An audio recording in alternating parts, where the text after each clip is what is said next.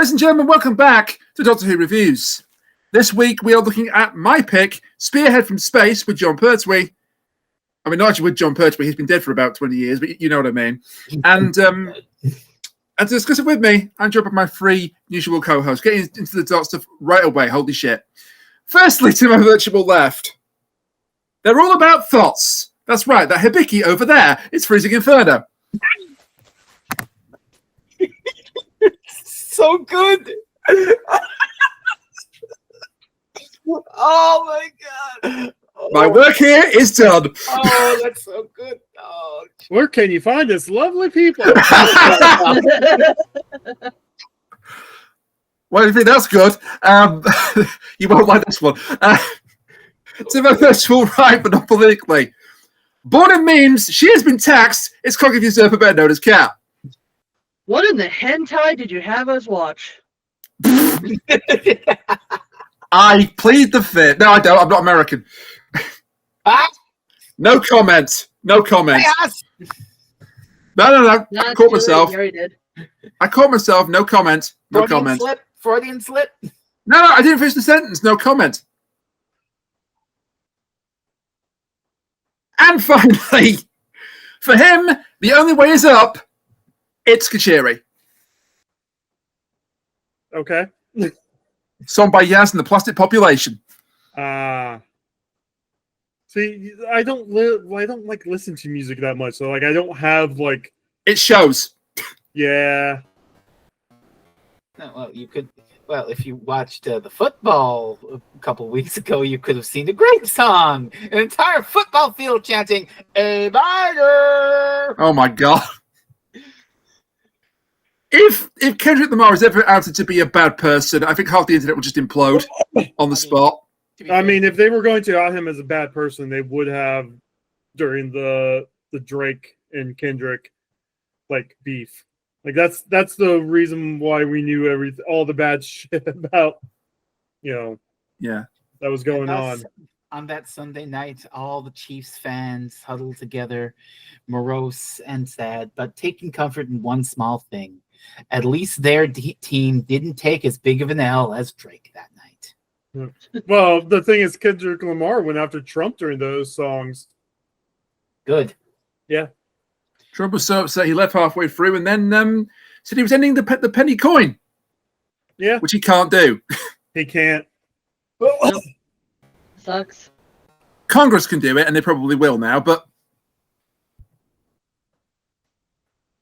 Anyway, back to wholesome things like Doctor Who getting attacked by tentacles. Totally wholesome. So this is a eventful one. I mean, it's the first Jon Pertwee story. It's the first story to be in full color. Yeah. Woo. And the first story to be remastered in HD. Well, remastered is... Well, I suppose remastered. Well, the thing is... I looked at the back of my Blu-ray box on this. I'm sure you have some stuff in the background, but apparently there was a strike, so they couldn't do any studio filming. Yes. So they just did the entire episode on film. Yeah, on film and on location.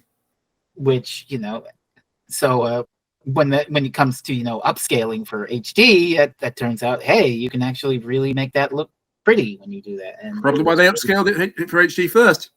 Yeah. I've seen some bad HD upscales for things. My goodness me.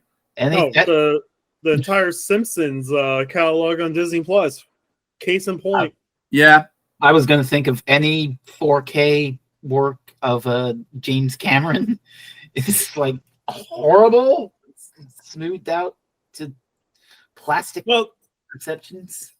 With the Simpsons reference, you literally lose 20% of every frame of art because the frame, they cut the frame. Like you lose and it also destroys jokes too. Like some jokes that were on the top or bottom of the frame get cut out. Then it's like okay. I think some of the blackboard bits at the beginning of the episodes get cut out because of the bad framing. I think they have an option to make it so you can watch it in original 4:3 on there now. I did that later, yeah. But yeah, after a ton of complaints. How about instead of just messing with the old format, we just leave it as the old format and you just make it look slightly better? No, okay, that would require effort. Also, Wow, it's Kat, almost like I'm asking for that. hey, Kat, you might need to check your mic because you sound like you're in an astronaut suit. Hey, who turned out the lights? Maybe I am. Maybe I am. Maybe Wait, I this am. isn't the Ambassadors of Death Maybe I am. podcast. Wrong, Maybe Jon I am. Pertwee first. Stop turning off the good joke, guys. I'll stop now. I'll stop now. God damn it, you two. I have no idea. I haven't touched anything. I haven't done anything. I don't know what's going on. I can hear you fine, so we'll just have it like this. Fuck it, we're doing it anyway. Yeah. Joining us Whoa, live, a look Dalek. Well, why didn't you fucking ask? Joining us but live, two Daleks. So I'm also a female, so therefore it's exfoliate. Exfoliate. So you're asking us to moisturize you. Yeah. Oh my god. Back to Spearhead from space. Yay, Doctor Who. The first episode I of need season to ask 7. Chris to draw me as her. Yeah. And First episode of season 7, which has just come out on a remaster Blu-ray, I think it has it. Is it out in the UK? or it's due out soon, possibly. But It's out soon in the UK. it's timely. It's timely that we're doing this, Yeah. It is. and it's the first time that regeneration happens completely off screen. Which, of course, we must rectify when we do the war games in color. They didn't do a bad job with the resurrection. Oh my god, with the regeneration. It was a color. God, not showing that regeneration caused so many fucking problems. Like, you go 15 years ahead to 2 doctors, and it's like, oh, the writer couldn't be bothered. The writer just wanted to have Doctor Who working with the Time Lords and didn't check back on the continuity from 1969. Oh, is that just to find a little continuity error? No, this must be explained. I must craft an elaborate fake season to explain this plot hole. It must be filled in. They're not lying, though, Kat. That's exactly what it is. no, I know. It's just That's what we You thought know, the it's Joe funny, Martin Doctor too. was until Chibnall came up with something entirely stupider. let's not talk about Chibnall. Yeah. Yes, let's not. Let's talk about Jon Pertwee. Let's We just don't bring talk John about Martin's a great Chibnall. doctor and move No, on. no. So, Jon Pertwee, yeah. His debut, he is amazing Yes. in this. I like Jon Pertwee. He's a neat doctor. This is entirely a vehicle to get him, people to like him as the Doctor, and it succeeds. Even if, he spends half the episode in a hospital bed like, oh, what the fuck is going on? What's the plot fighting against Jon Pertwee being awesome? That's writers got to eat, baby. I can't have 4 episodes of Jon Pertwee being awesome. He'll solve the plot too quick. He's got to do it in 2. Look, Jon Pertwee spends half the episodes either helpless, naked, or finally being the Doctor. Yeah. Or I wish I was joking. no, No. you're not doing She's it. not. She's not.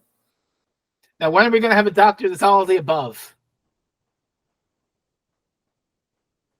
Moving on.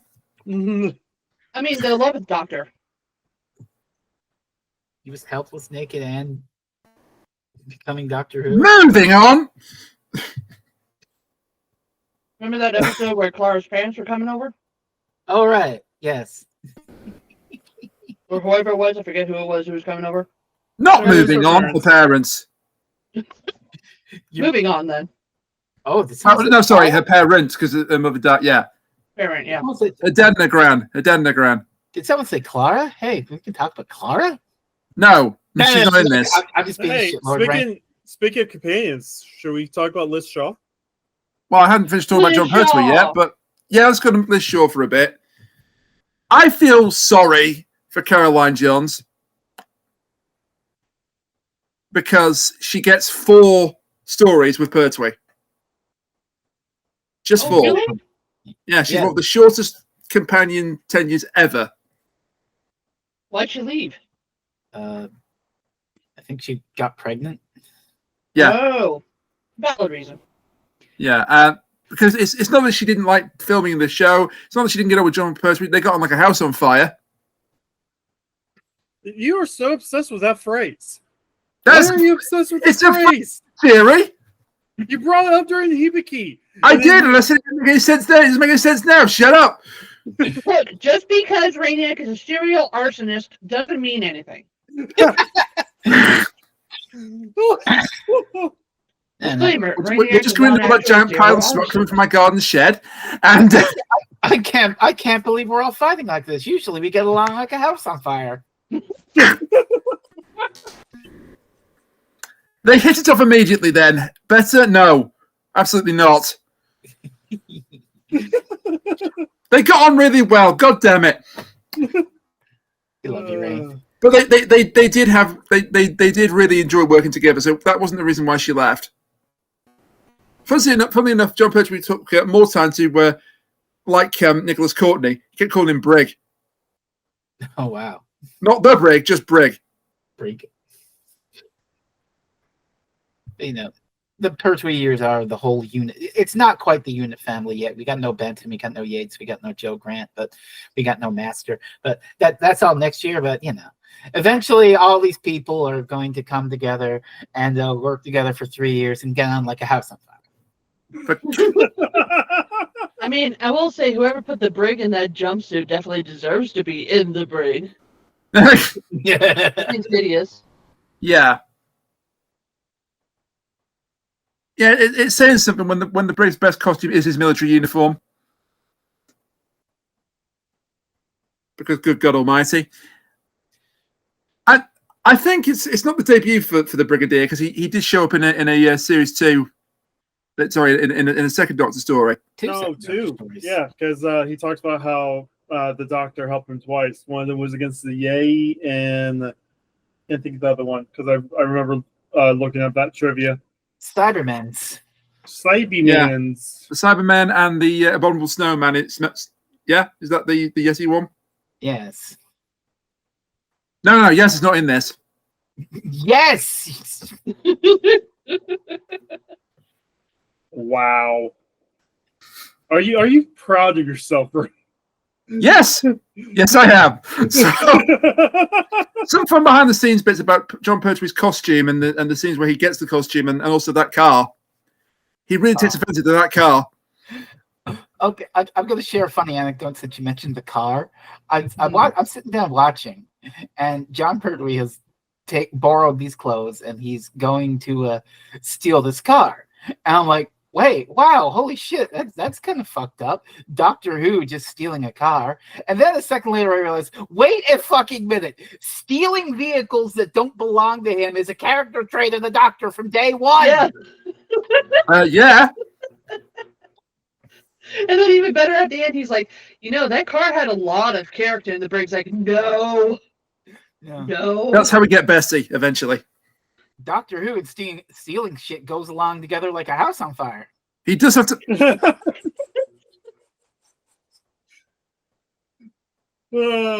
He does have to return the car to its rightful owner. But not the clothes, funnily enough. Of some sort? I forget. But the rightful owner is a doctor at the hospital, a big wig doctor at the hospital. That's what it is. Yeah, but he does have to return his clothes apparently. That's okay. He'll get more dandy frill. His costumes are amazing. Shit. Yeah. But this whole era, the Doctor's costumes are just incredible. Oh, then yeah. he actually does some kung fu. He does. We haven't quite got Venusian Aikido yet. Oh, we haven't done the Green Death, but I love the scene in the Green Death where he just fucks up 6 dudes. Yes. I hope I haven't hurt you, gentlemen. It's one of the Sorry. I couldn't understand him half the time.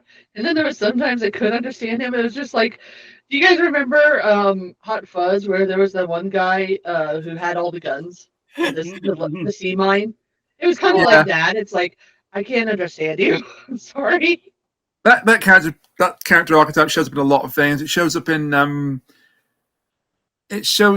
a British crime drama called Sister Boniface Mysteries, where it's like a country yokel type, and he can barely be understood, but everyone knows what he's talking about. The yokels are all over the fucking place in the Pertwee era. Yeah, I can count three. I can count three offhand. To quote Blazing Saddles, genuine frontier gibberish.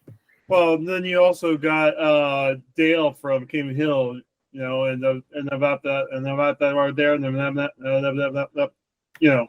Yeah. Well, motherfucker, what are you gonna do here now? Something Boomhauer Trans Am. Yeah. Come on now, the dang old salesman, Doctor Who, and the Spearhead advice going down, verbal meter come down. Now, Rainy, I can't wait to talk about Liz Shaw. I'm trying to.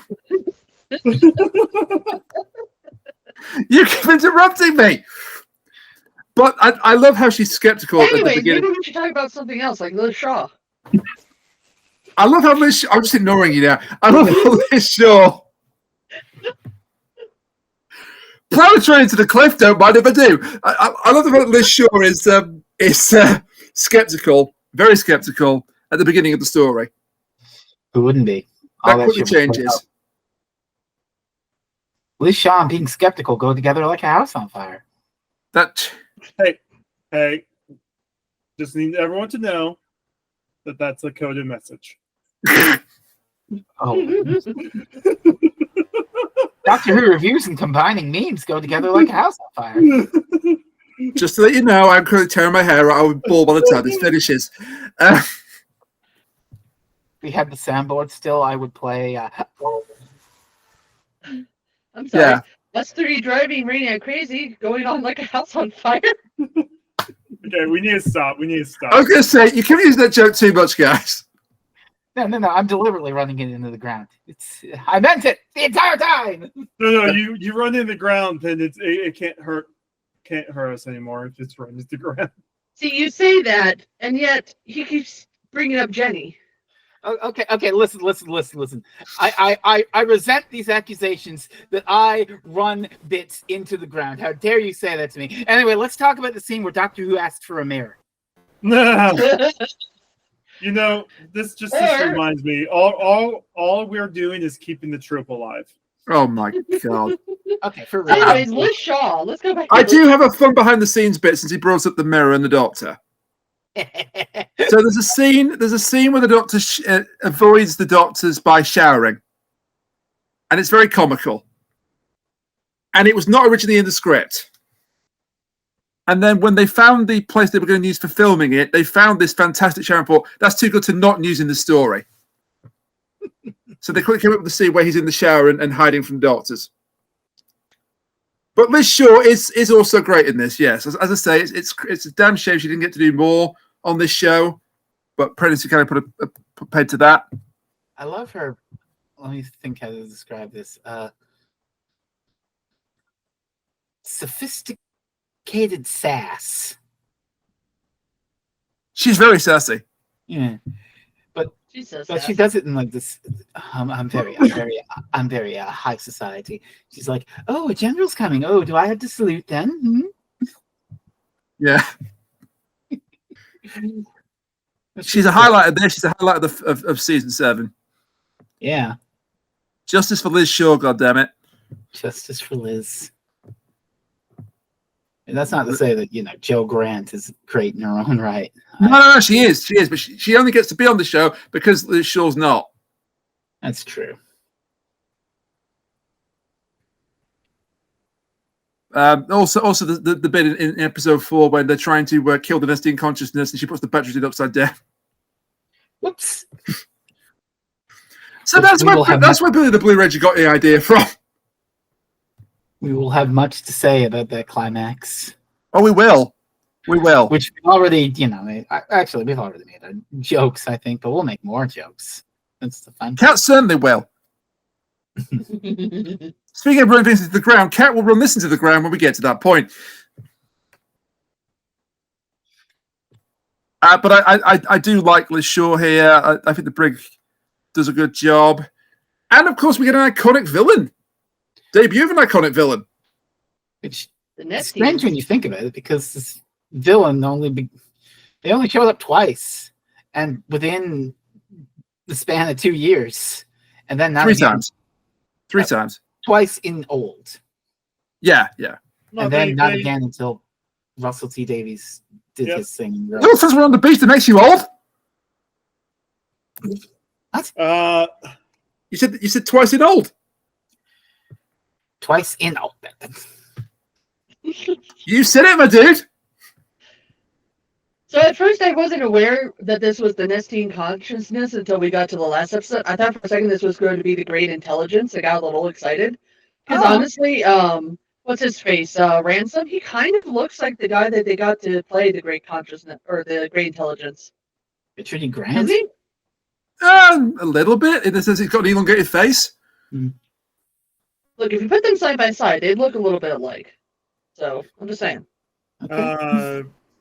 I am going to point out the last time we did see the Autons was during the Series 5 finale. They were part of the group of enemies that was locking the Doctor away. It was Romans, yeah. Yep. Plastic Romans. No, then I was telling Kat about this. Like, we should see these guys again. Like, they are such a good villain just not to have show up again. I think you can do a lot with them. I agree.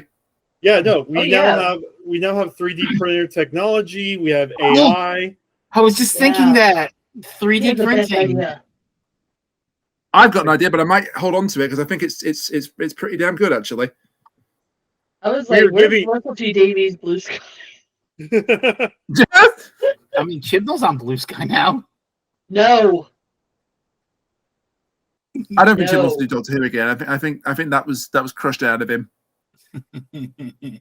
Yeah.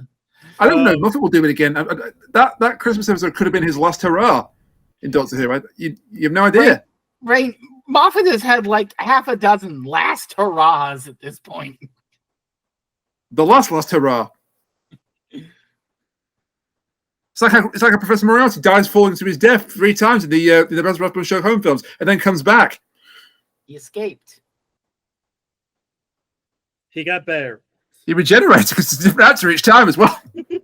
I don't think regeneration counts as getting better. Very much the reverse. Changing.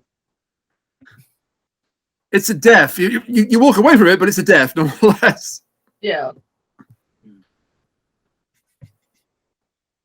Where am I on my in with the new? But the Autons are an iconic villain, and Kuchiri's right. They could easily come back. You do so much with them in the current era, and that scene in episode 4, Hall. Oh, you know that. I mean, again, so iconic that Russell T Davies just nicked it for the climax. And did it right because he got to break the glass window, and they couldn't do it. They couldn't do it in this one. That's his escalation. He couldn't afford to break the glass. They weren't allowed to break the glass, so. And Russell was like, "Oh, we've got that 2005 money. Break that fucking glass." Send for Stone Cold Steve Austin.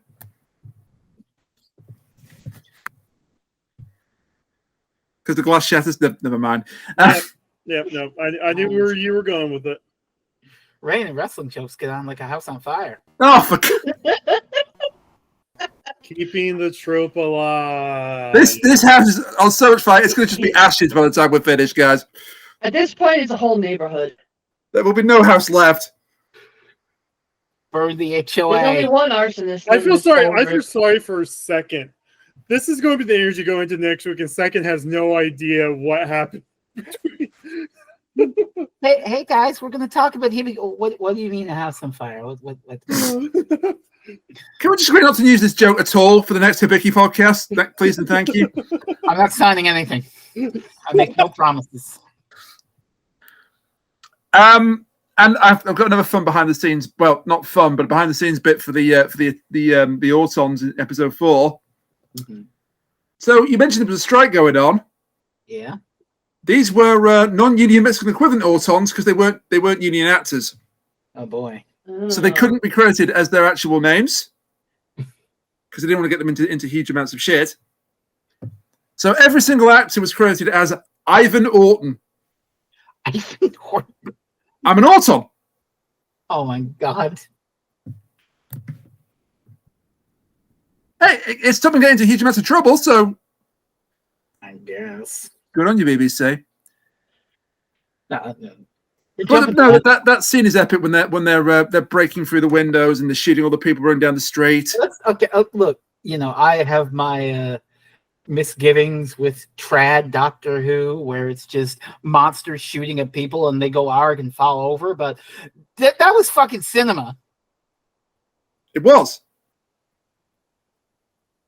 I mean, the smoke that came off those actors' back. Just. Do you know how they did that? Smoke. No, metal plate under the clothes.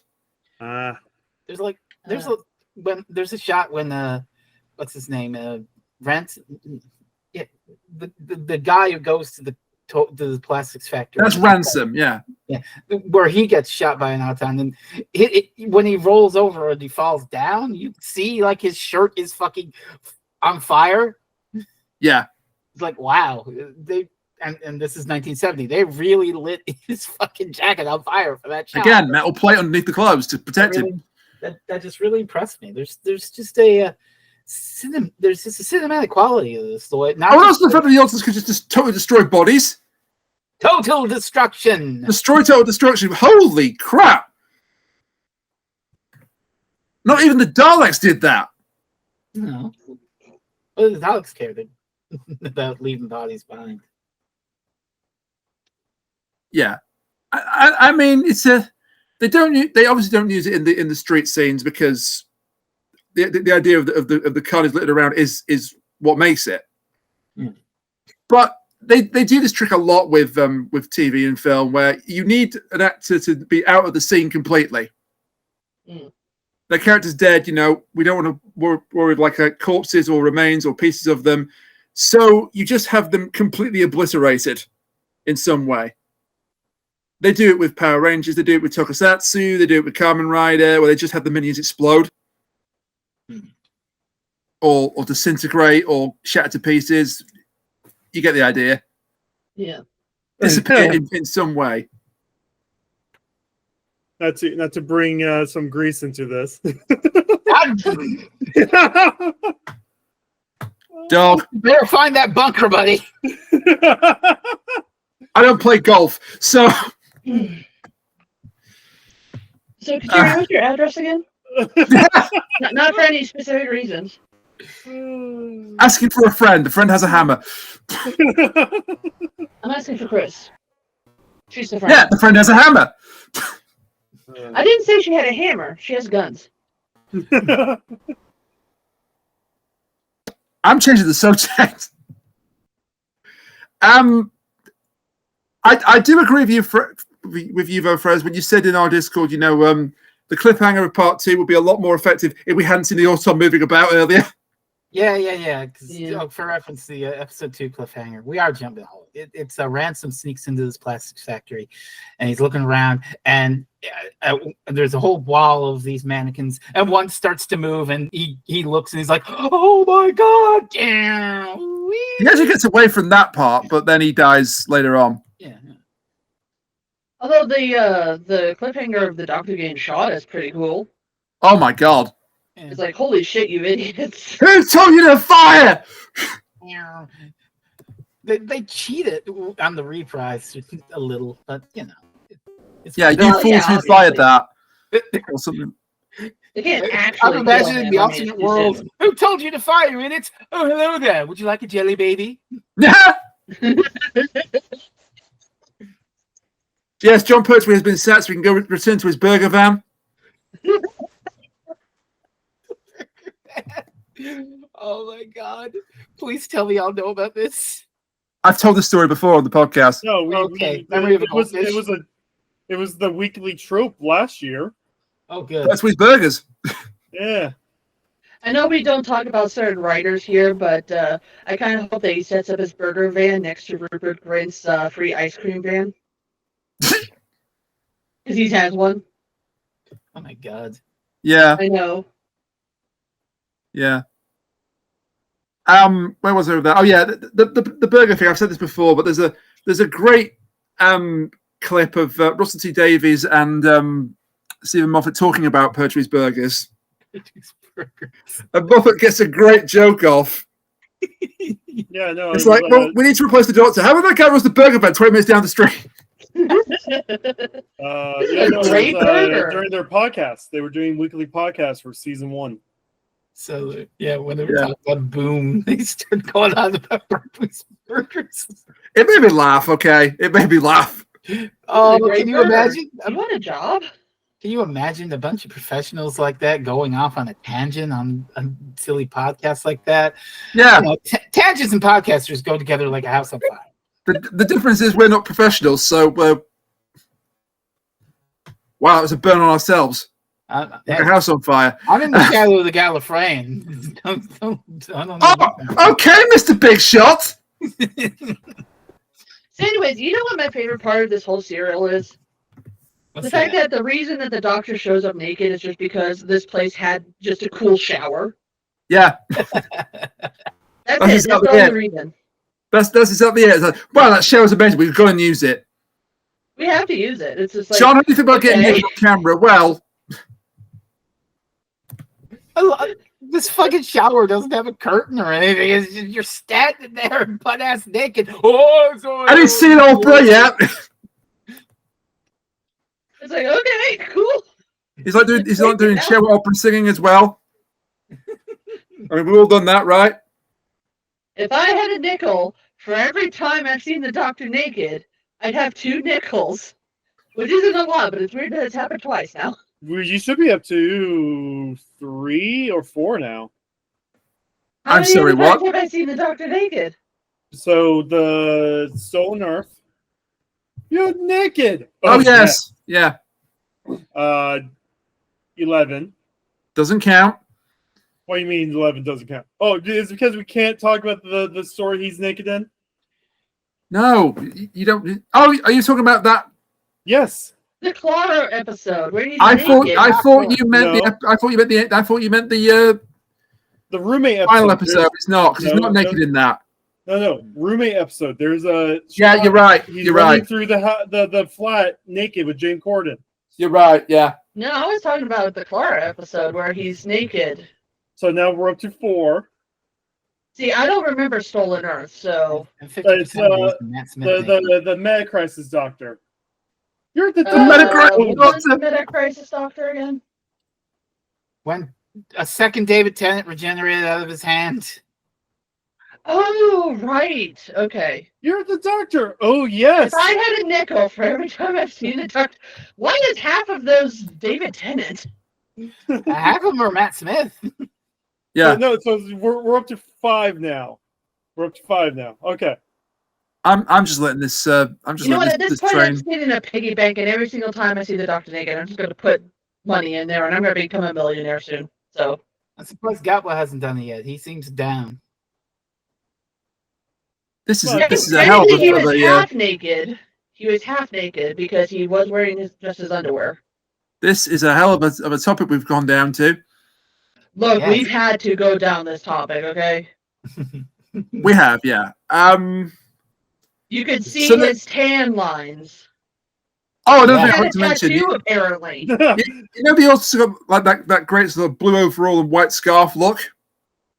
The ones in the factory. They had to come up with a canon reason for his tattoo, Rain. Yes, they did. Reason for his tattoo. Yeah, because he used to be in the Navy. Kat, the sad thing is, I'm pretty sure somebody in some book somewhere probably has done that. No, they have. No, they actually had to. It's the mark of a criminal in Gallifrey. Yeah, they literally say it's because he's a criminal. Oh, for fuck's sakes. Yeah. He was branded a criminal on Gallifrey. Of course, he doesn't have it when he's Tom Baker, but it's because Pertwee used to be a sailor. Yeah. Sailors have tattoos. Sailor's tattoo. Naval tattoo, yeah. So, again, we're back to that 2 doctors thing. Doctor Who suddenly has a tattoo. Is it because the actor has a tattoo and doesn't go, no, it is an elaborate reason because he's an asshole. I can reason it away. Mm-hmm. He was marked only for Jon Pertwee because he was being punished after the events of the second regeneration. And they forgave him in the 3 Doctors. Yeah. Well, they didn't forgive him he was able to start going out again, and whenever he was able to go out again, that's when he regenerated away. Yep. Yeah, basically. Oh yeah, there you go. Explained. Well done, Suck well it. done. Let's move on Suck to it. the Let's go. other than the Autons, as I say, the classic ones like the blue overalls in the factory, the white scars. Scars were a necessary addition because you could actually see the join with the masks. Oh, there you go. So that's why they put the scarves in. I think it makes them look even better, actually. Yeah. They're classy. And then our main villain, other than the Nestine consciousness, is Channing. This is a weird dude. He's just, the Auton leader dude. Yeah, he's an Auton that can speak and think for himself. Yeah, that's to a good. degree. Channing. I think the HD version, the remaster, does a really good job. You can actually see the plasticness on him. Yeah, you can really tell they got that plastic sheen on them on the Blu-ray. I could tell that lady who was leading Ransom through the factory. She was obviously a plastic lady. Yeah. Do you want to know how they Very become that plastic look? How? Vaseline. Makes sense. And she's in the doll factory, so you could say she's a Barbie girl in a Barbie world. I literally just said God! I'm gonna set this house on fire. But yeah, that's a different thing, so that's okay. Oh, arson? Yeah, that's okay. I didn't really like that, but it's not the same joke you've been running to the ground for the last 25 minutes. Rainier said arson's okay. I did not say that! So guys, this whole joke has made this entire podcast like a house on fire. That doesn't make any sense anymore! Arson and Rainiac go together like a house on fire. Apart from it being me, that's literally true. Wow! Our podcast is just The arsonist, I said, apart from it being me, I said arson is literally people putting on a house on fire. Anyway, whatever. Yeah, Channing's an Auton, the two people that kidnapped the doctor from the hospital, and then that wild wheelchair chase. Yeah, so the Autons, the woman at the factory, and then various people we're about to see, like the copies of famous people, including General Scobie. That cliffhanger though, just walks in. The guy is like just not even reacting. It's just, hey, there's another copy of me here, and he looks like he just had some shine to his face. So Scobie walks in, sees his facsimile. He goes, "This man's man is that double. That dog has a puffy tail." You want to know something really funny? There's actually a guy named Scobie currently who is writing books about the royal family. Oh my god. That's going to be a long... I was like, wait, why does that sound familiar? That's going to be a long book. Everywhere. When we get to the Prince Andrew chapter, whew. Oh no.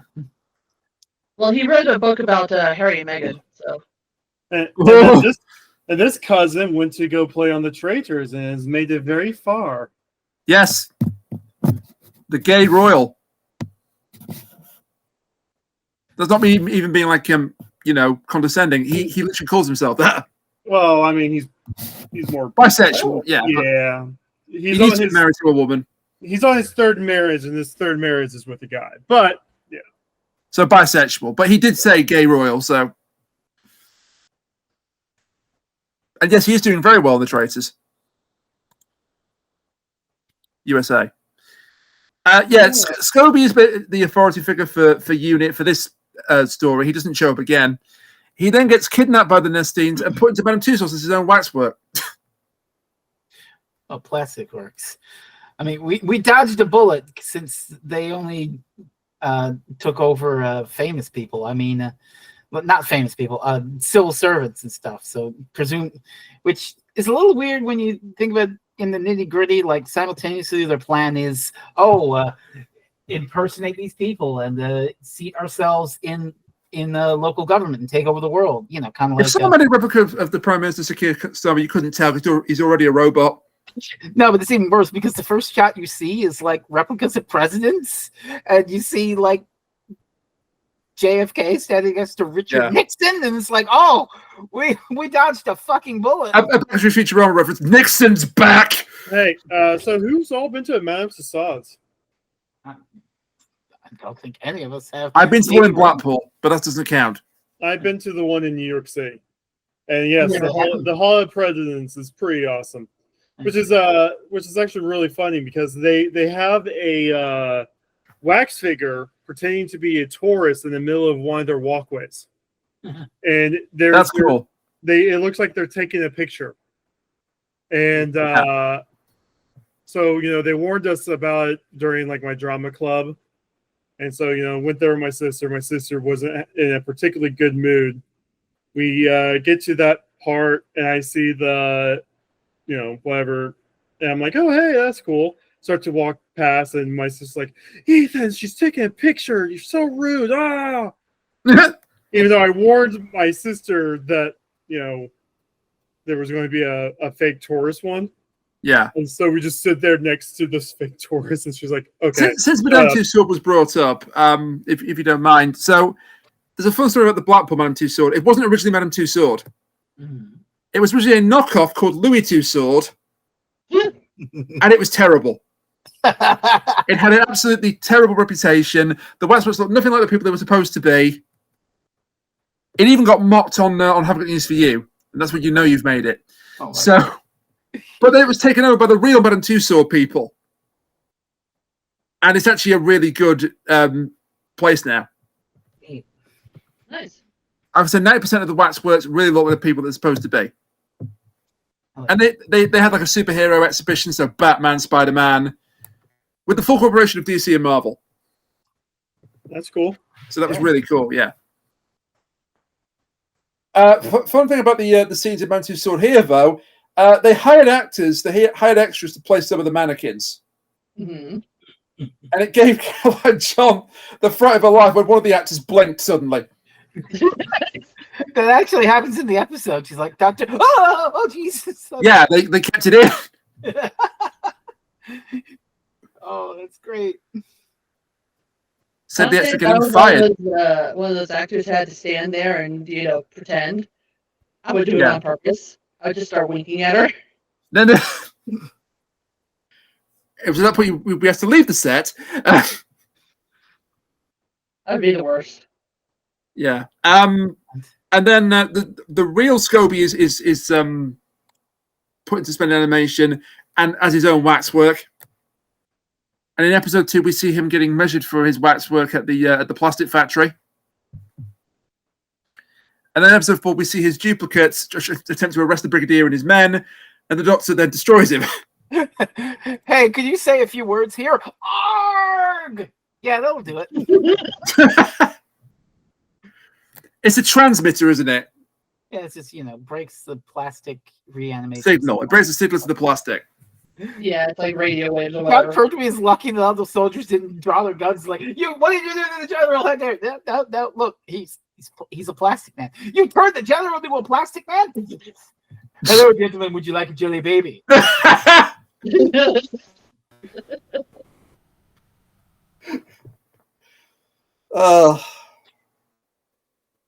Gone faster than the 8th Doctor.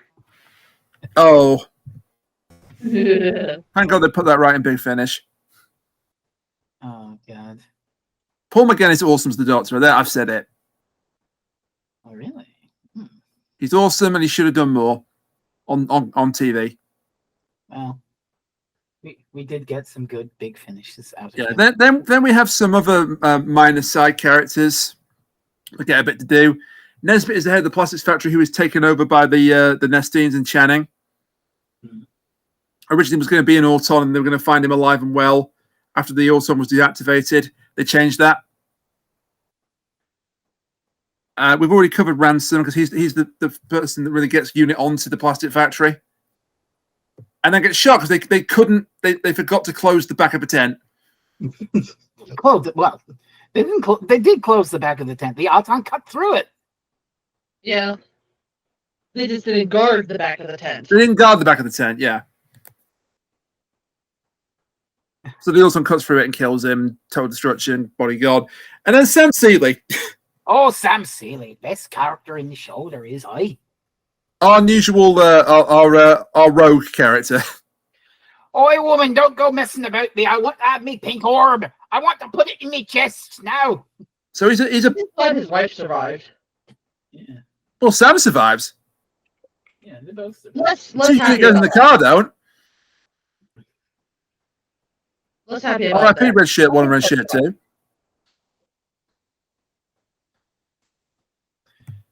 Bro's just out setting rabbit snares, and he finds a pink meteorite, and he's like, "Oh, I reckon this will get a fire price."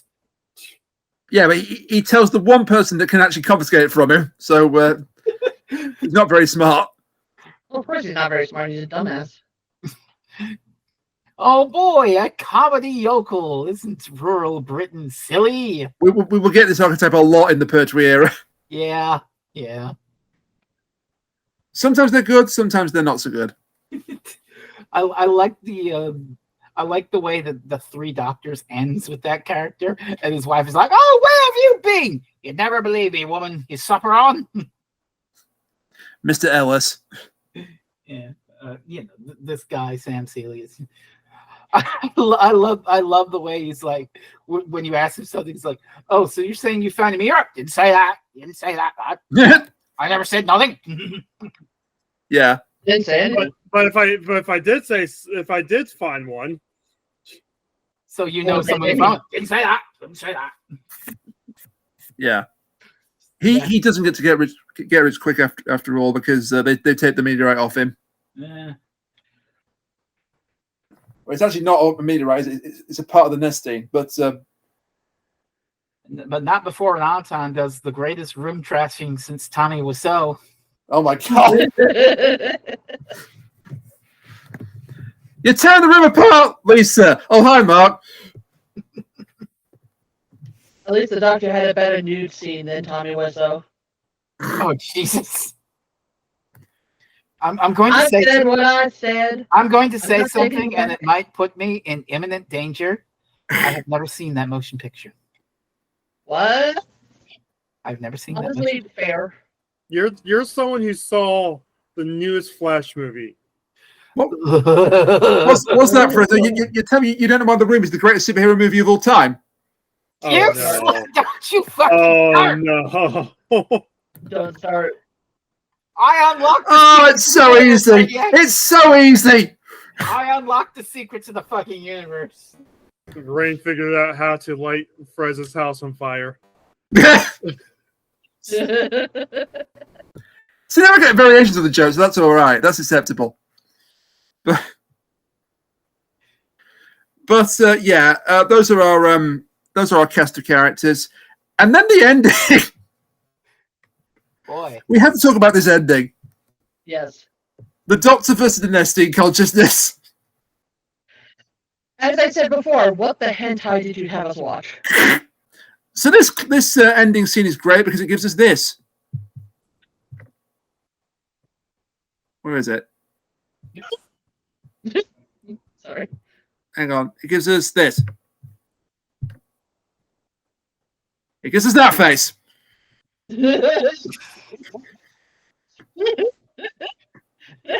It gives us that face. okay, I gotta say something. The you are sharing your entire screen message makes this all the more funnier. There we go. No, that made it funnier. You're sharing your entire screen. I hadn't seen that. Thank you. Time ever. But yeah, When does the Actually, liver I update made sucks? my phone background. yeah. No, And now how am I going to turn this off without showing my entire desktop? Thank you, Frezno. Hang on. POV. Sorry. POV. You're enjoying an intimate night with your husband on Valentine's Day. That's enough of that. But Not even funny. There's never enough time for that. Beautiful. what do you mean apply visual effects, Google Meets? What are you talking about? Apply visual effects. Please stop making us watch this. Blur it out, please. But yeah, Pertwee is the perfect answer for this bit because how expressive his damn face is. I mean, he literally greets Liz Shaw with his eyebrows in episode 2. How do you do? Yes, No, I he is so charming.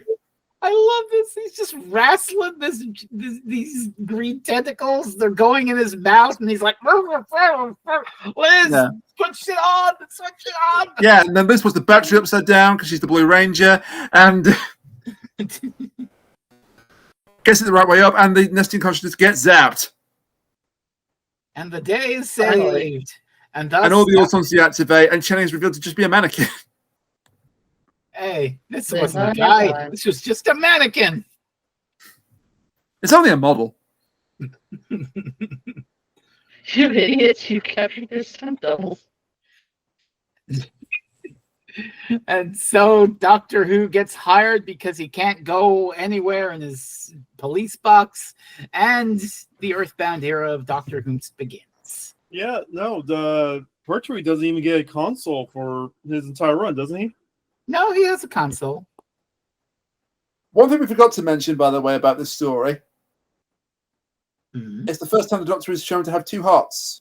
That's the entire thing that gets the Brigadier into the story, because they find this guy collapsed outside the hospital next to a police box. They take him in and they check him, and they're like, "What the fuck?" Well, it's a practical joke. Yeah. Nurse, look at his X-ray. What's that? His heart. Then what's that? I love the bit where he calls the doctor and is like, "What's the funny idea of the joke?" And the doctor He gets paged by the other doctor. The doctor's like, he calls him up and is like, "What?" And the phlebotomist or whatever is like, "Are you having a laugh at me?" The blood work dude. Is this animal blood? Great. What the hell is this? Another fun thing behind the scenes. So you know how the episode 1 starts with a technician and a unit officer seeing the meteorites flying in formation on the radar? Yeah. That actor is also the voice of this doctor on the phone. Oh, wow. He's not credited. Hey, double duty. That's great. But he is credited for the technicians. They probably thought they didn't do it twice. I wonder if he got paid twice. He got paid. Probably not twice. What can you do? There were some shady practices going on with extras and not crediting people in those days. I actually remember one factoid. Is Ellis Jones. Yeah, I actually remember one fun factoid. The doorman at Unit, who, when the doctor comes in, he's like, "Look, I don't have a pass. I don't have any ID, but I need to get in." And the guy can't get word in edgewise. That's by design, because that's the current producer, Derek Sherwin. And labor laws and shit, you can't be credited because you can't get paid. So he doesn't speak at all. He's just there in the outfit until Yeah. And one of the Autons was one of the crew as well, because the actor that would have played them was ill. Oh wow. But that wasn't too bad because they were behind a plastic mask. So is there anything else about the Spearhead from space? I think we've covered all the bases.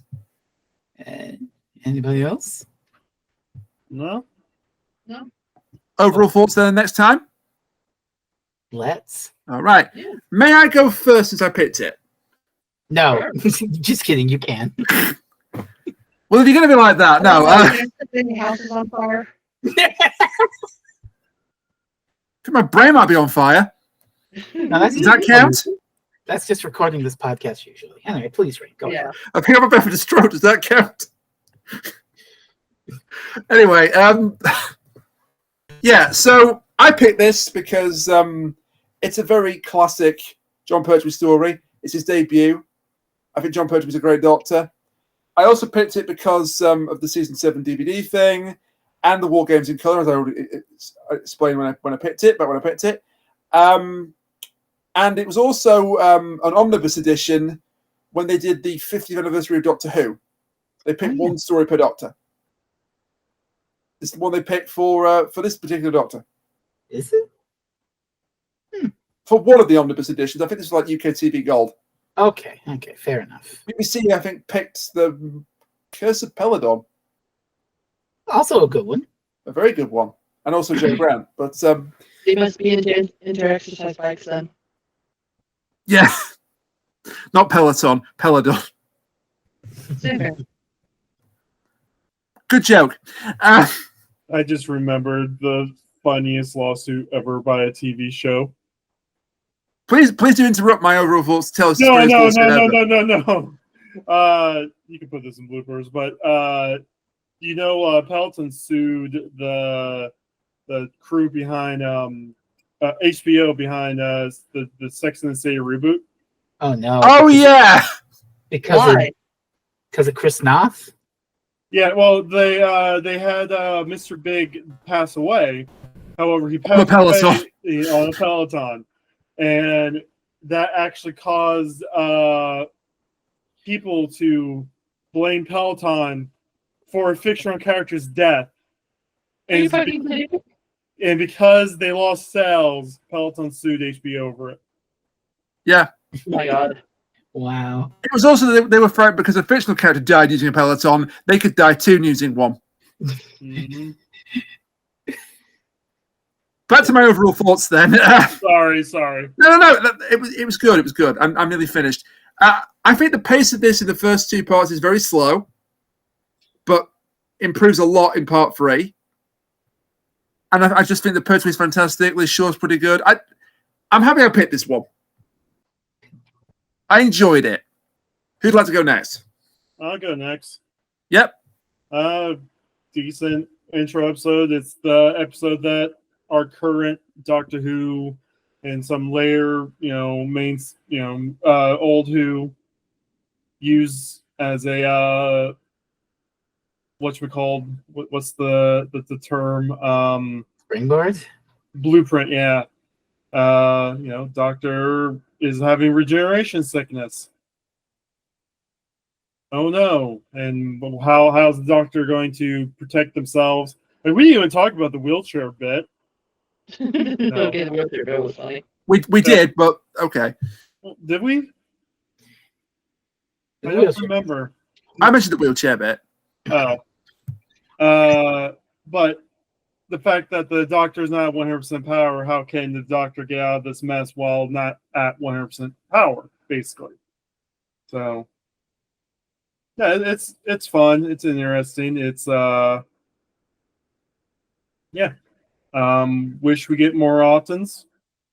I don't know why. I kind of like the Auton stories because they seem creepy enough, but they don't seem used enough. Yeah, that's about it. I like this. It was decent. Who? Who's next? Yeah, who'd like to go next out of the two of you? Cat. Okay, I guess I'll go next. I agree. It has a couple of pacing issues. It's like it kind of feels like they put in some action items just to be like, oh, it's not doing anything right now. Let's put in a big old chase scene where the Doctor's rolling away on a wheelchair. Let's do that. Because apparently the original intent was that the Doctor's going to get kidnapped, taken away to a place, and then interrogated by the Autons and the nesting consciousness and all that bullshit.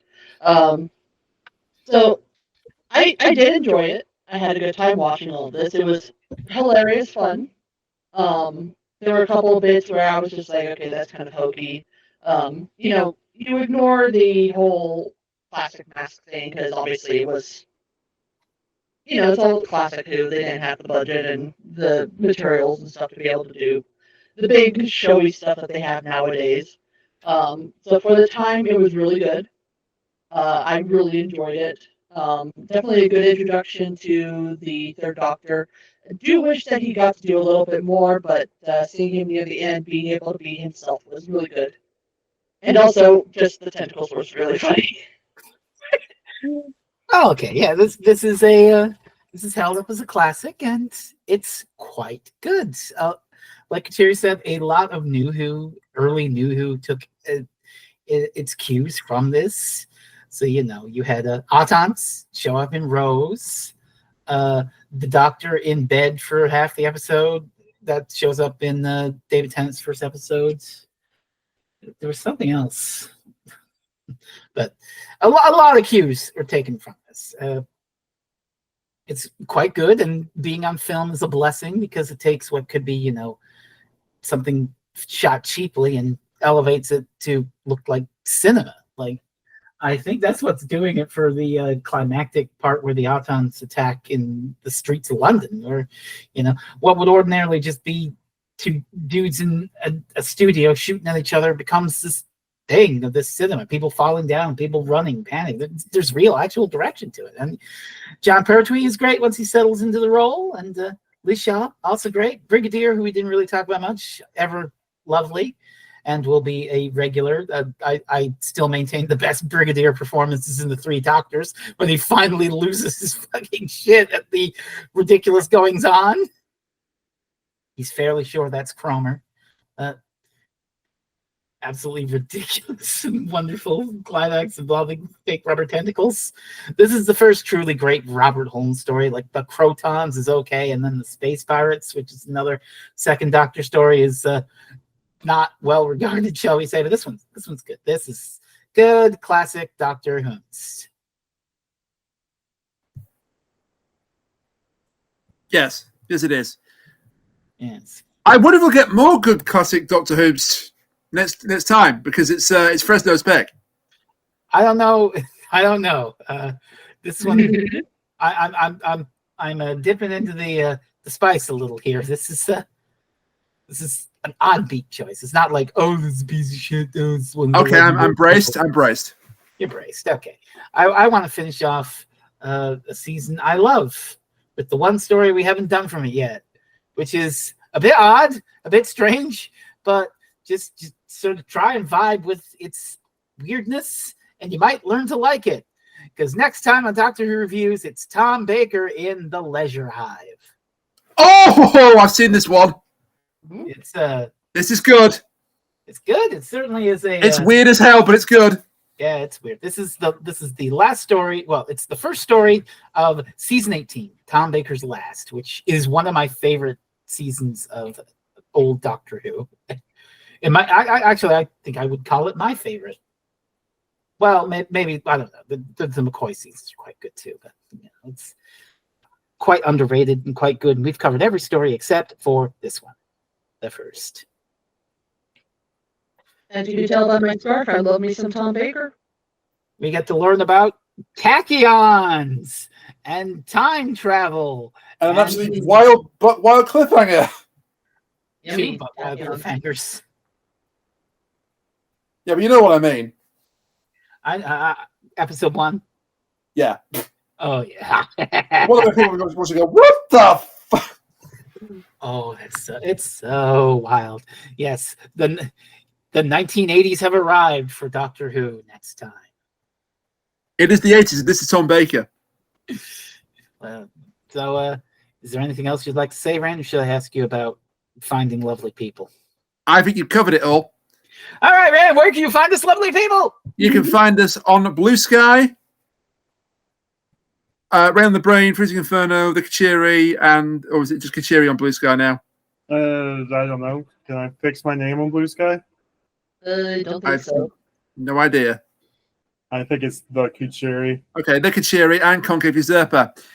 Twitch.tv is it's Kuchiri. It's Kuchiri. It's Kuchiri. And yeah, Blue Sky, Kuchiri.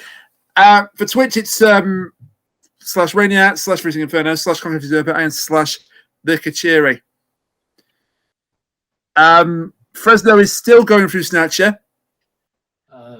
Crazy fucking twists have been happening in Snatcher. Also, a penguin did a flip, and you lost your mind. Penguin did a flip, and I lost my mind. That's right. That's like the least crazy thing that happened last time. Yeah, it's a Kojima game, and it shows. But you're getting towards the end now of chapter 2. Yeah, we're going to the Snatcher Hospital. There's going to be a lot more crazy stuff happening, I think, before too long. It's a Hideo Kojima game. Every episode is going to have something absolutely fucking. She breathes through her skin, you cowards. She breathes through her skin. She breathes through her skin in the shower, you goddamn cowards. You goddamn birds. If only Konami just left him with infinite time and infinite money, who knows what we could have gotten? Oh Jesus! Death Stranding. Death Stranding. The processing power of the Sega CD could only do so much. Death Stranding DMX coming to Sega CD when?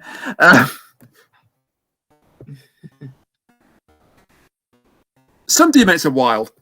Yes. Some are terrible, but some are actually pretty good. Anyway, the next video game Rainiac will be playing is the Laserdisc classic Cliffhanger. No, it won't. I mean, if we ask nicely enough. If I get the time to stream, I have an idea of what to stream next. I'm just making a joke based on what you watched the other night. Oh, yes. Good God. Yes. What a film that was. So for reference for the end of the Rain sat down with the Lupin the Third film, The Castle of Cagliostro, It rules! which is an early Hayao Miyazaki classic. It's so good. It's so good. And I said, hey, you should go on Letterboxd and do a review. And you did. And your review consisted of and here are some spoilers for the film. A man was crushed to death. 10 out of 10, 5 out of 7, no notes. 5-star review. Yeah. And it earned every bit of those stars. I mean, I want to watch it now. It's so good. I cannot recommend it enough. It's the 91, the one that I watched was the 91 dub, where Lupin is called Wolf. I've seen exactly 0 Lupin things, but, I kind of want to watch it now. There's also a 2000 dub where David Hayter is Lupin. Oh my God. I think you But I just haven't watched that one yet. stuff. I haven't watched that one yet. Yeah, I think I'm going to watch this now. I'm not going to reveal any more spoilers, but there's Frezno knows the scene I made with the inspector. Yeah, you were talking about that. The best way to get around a loophole I've ever seen. Is Lupin the goddamn Pope? Lupin is the goddamn Pope. Yeah. This and more out of context spoilers can be found on Letterboxd. Yeah, you should definitely log more motion pictures. I'd log motion pictures. I'm not going to log Duck, you sucker. My God. You're not going to log what? Duck, you sucker. What the hell is that? That was the Western I watched after it. Oh. Yeah. It's also known as a Fistful of Dynamite or Once Upon a Time, The Revolution. Fun fact. I currently have the most liked review of Dark Water / Death in Heaven on Letterboxd.com. I can't believe you voted yourself 136 times. It's something like 195 likes for saying that do I care if you used a little betray me, would make a difference? It broke my heart. Confirmed. Frezno has 137 sock puppet accounts on Letterboxd. Brainiac and Basil's accusations go together like a house on fire. Say goodnight. All right, fair play, fair play. Wait. What about the rest of the plugs? Oh, that's right. Don't say goodnight. See, this is what happened. This is his evil scheme. You can We can't do any more plugs because if we do, please buy. Please buy. Put the house out that's on fire. Please buy. Bats Live Volumes 1, 2, and soon to be 3 by our good friend Lena from Ria Matia. By the Terror for Trees by our other good friend Sean Dillon. And by Shadow the Gallifrey in Volume 1. Hopefully there will be a Volume 2 so I can actually get in on that. I can't speak for a second there. Get in on that. Yeah. By a whole bunch of talented authors, including our very own Freezing Inferno and Lena and Sean and a cast of thousands. You could also go to thekingandredandblue.blogspot.com where you can read Sean Dillon finally explained why The Straight Story is the greatest Star Trek movie ever made. And there's a video version as well. And there's a video version as well on my channel. And have you three got to the punchline? No. You didn't get to the punchline of it? I haven't watched it yet because I've been so busy. Oh, you haven't even watched it yet. Jesus. I will. It's on my to-do list. Good. Have you two got to the punchline? I'm not interested in watching that. I'm sorry. Wow. I have never been into this joke for as many years as I've been on the outside of it. That explains the absolute horror and revulsion when I made the joke about the superhero film. Kat, okay. Kat, do you know? Or okay. Rain, do you want me to just say it? No. I'll find out. No, I shouldn't say it. You haven't seen it yet. I shouldn't say it. Yeah. I'll tell Kat. I tell you what, I will watch it tomorrow, and then the next podcast we do, you can tell everyone. Okay. I think that's all, so you can say goodbye. Because Kuchiri's not interested, and Kat's already seen it, apparently. No, no, hang on. What are we talking about? Why The Straight Story is the greatest Star Trek film of all time. I haven't seen it yet. Okay, so we will go watch that, and then you can reveal it to everyone else. Kat also streams. I have game reviews and another Doctor Who podcast. I was getting to that, and then of course he jumped in and said, "Look, the books." But No. Kat also streams. Kuchiri also streams. We have a Hibiki podcast. We have a Gav podcast. A Hibiki Yeah, but podcast. that's stuff that we do outside of this podcast. Francis keeps on like, say goodnight, Rain. It's like, well, he hasn't even gone through everyone yet. Yeah. It's very windy here, and I'm anxious. Yeah, in fairness, they have got weather issues. Is there anything else that we need to cover? Ask these two. I don't know. Mm. I did another review of a mid Kimco game. You were just so endearing yourself to Chemco's devs. I remembered something very important. Bocce the Rock Season 2 confirmed! Oh, yep. I need to Really? find out about that. Yes. Oh, it's not a plug, but I forgot to mention something. Good news! They put a missing Doctor Who story back on the BBC iPlayer. Bad news! It's Fear Her. They edited out Hugh Edwards' cameo and replaced him with another voice with an actual voice actor. And if you don't know who Hugh Edwards is, don't Google it. My advice to you: just don't Google it. Okay. Trust me, you'll thank me for it later. Let's just say he did some bad things and leave it at that. He was a newsreader. Also, I like how Eccleston did 2 seasons of Big Finish and was like, okay, I'm done. And now it was just announced that he's coming back with Rose. Yeah. Good. Rule number 1: the Doctor lies. Yeah. Rule number 1, money. Rule number 2, run. Aren't they doing a Missing 7 story soon? Mm. That's going to be big. Rule number 34. Oh, don't Google that. Oh, God, no.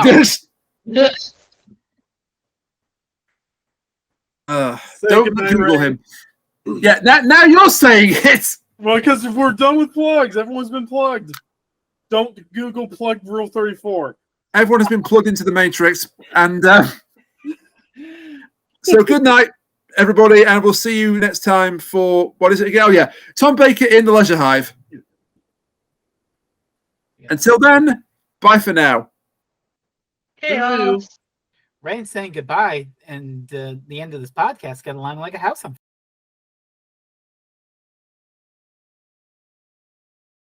fire. Boy, I knew this looked familiar. I saw it on Rule 34 the other day. And if this will present properly, and there's every chance it won't. Chris, what were you doing on Rule 34? I plead the 5th. Oh my God! Hang on a second. Oh, you stupid Windows update! I love going around on TikTok with all the the Republican propaganda posts that are clearly lying about what Trump is doing. Like Trump has lowered grocery prices 500%. I'm like, it's true. He enacted a rule. Just look up Trump Rule 34 to find out all about it. I can't explain it. Oh, no. Okay, this has to be going in the outtakes. Yeah, and then let me know when I can present when we're back in the room. No, we don't understand. I know for a fact that exists because unfortunately I've seen it. Yeah, no, Musk Somebody did a put it really on good. Reddit.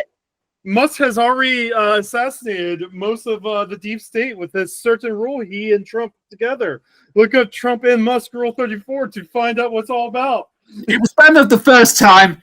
No, this is what I do. It comes up on my TikTok. I am typing in Trump Rule 34 in the comments. Okay, will you let me know when we're actually starting again?